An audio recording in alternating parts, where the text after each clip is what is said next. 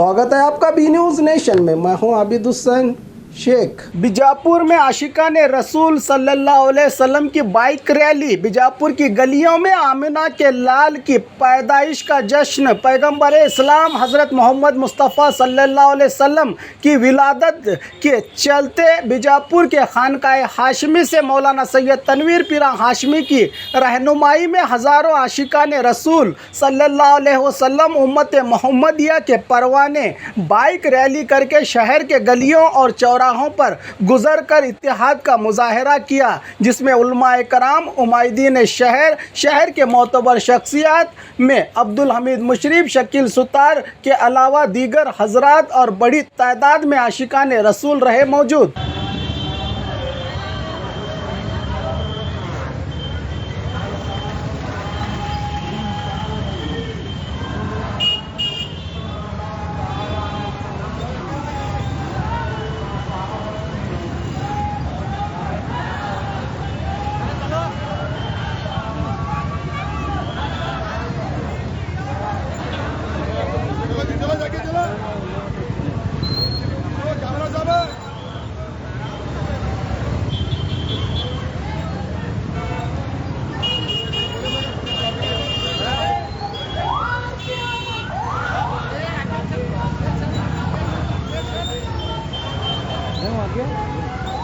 सबसे के जो